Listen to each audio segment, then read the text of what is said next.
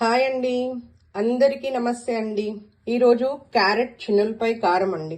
Carrot చిన్నులపై కారం చాలా టేస్టీగా ఉంటుందండి. మనం చాలా ఫాస్ట్గా తయారు చేసేసుకోవచ్చు.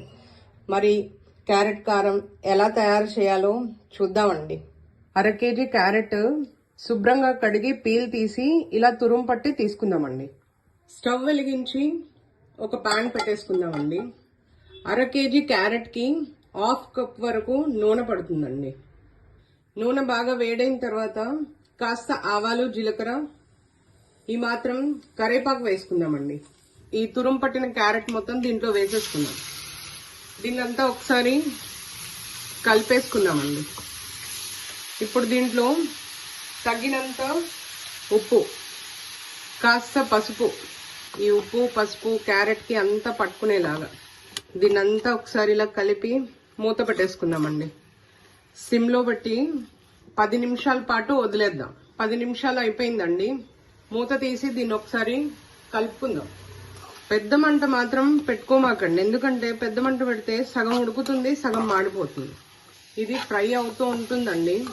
ఆ లోపు మనం దీంట్లో కావలసిన చిన్నులపై కారం నూరుకుందామండి.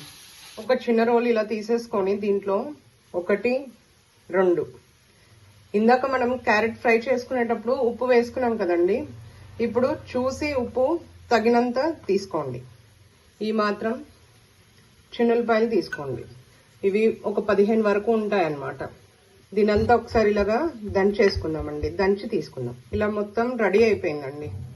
ఇప్పుడు ఫ్రై ఎక్కడి వరకు వచ్చిందో చూసుకొని దీన్ని ఫ్రైలో వేసేసుకుందాం. ఇది బాగా వేగింది అని మనకు ఎలా తెలుస్తుంది అంటే మనం వేసిన ఆయిల్ అంతా బయటకి ఇలా వచ్చేస్తూ ఉంటుంది. సరిపోతుందండి. దీంట్లో ఇప్పుడు మనం నూరు పెట్టుకున్న చిన్నులపై కారం వేసేసుకుందామండి. అలా మొత్తం ఉడికిపోయిన తర్వాత దీన్నంతా ఇలా వేసుకొని కలిపేసుకుందాం. నేను మీకు ఎప్పుడు చెప్పేదే అండి, ఉప్పు కారం 2 మీరు రుచికి సరిపడా తగినంత తీసుకోండి. ఎందుకంటే మీరు ఎలా తింటారు, మీ పిల్లలు ఎలా తింటారు అనేది నాకు తెలియదు. అంచనా ప్రకారం నేను చెప్తున్నానండి. అందుకని మీరు చూసి తీసుకోండి. మనం ఈ కారం వేసిన తర్వాత కూడా ఒక 2 నిమిషాలు ఇలా వేయించామనుకోండి, ఆ కారం కూడా పచ్చిగా లేకుండా, ఆ చిన్నులపై కూడా పచ్చిగా లేకుండా ఉంటుందన్నమాట. సరిపోతుందండి.